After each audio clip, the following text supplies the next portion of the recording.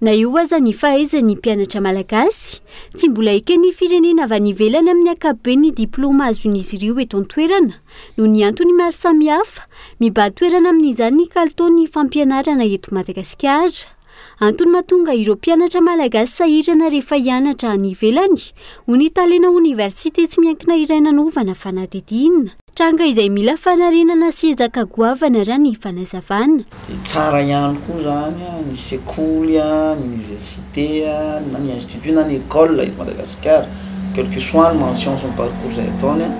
tsara tena mba manao mise à jour ohatra ny matière ampianarina, ny teknôlôjia satria efa avy lenta le izy dia mila manaraka izay lenta zay zany dia faharoa manaraka an'izay hoe tsy misapatsampana be satria indraindray mety hoe manahirana be ny informatika mifangaro elektronika, mety hoe mifangaro télécommunication ohatra zany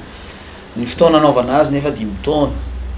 Ny informatika fotsiny ara raha tena olona lininao mety manahirana ny manao anazy raha tsy somary tena mila titikarokaroka be, mila feno condition ohatra hoe tsy tapaka foana ny jiro nefa zavatra iainantsika zany Ankoatra izay,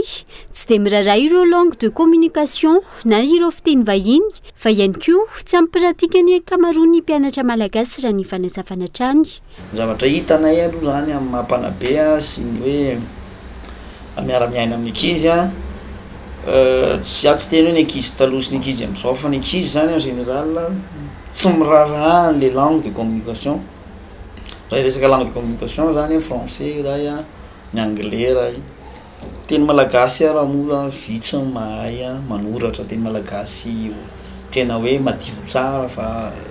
tsy dia mahay manoratra. Azony zany izy miteny izy fa na miteny ara-diso zany hoe tena ilaina ny miteny anglisy, tena ilaina ny mahay teny frantsay satria na raha mahay teknika ianao nefa tsy mahay andao ataontsika hoe mampafantatra ny tenanao sy ny zavatra hainao dia zava-poana le izy satria lasa voatery tsy maintsy miandry olona hafa ianao zany. Tsy aivina, tafiditra ao anatin'ny vondrona Collège de Paris International izay ahitana firenena misy 30 manerana izao tontolo izao i Madagasikara amin'ny alalan'ny université tsy miankina iray. Ny fidirana ao anatin'io vondrona io izay ampitovy lenta ny fiofanana azo sy ny diplôma eto Madagasikara amin'ny sehatra iraisam-pirenena.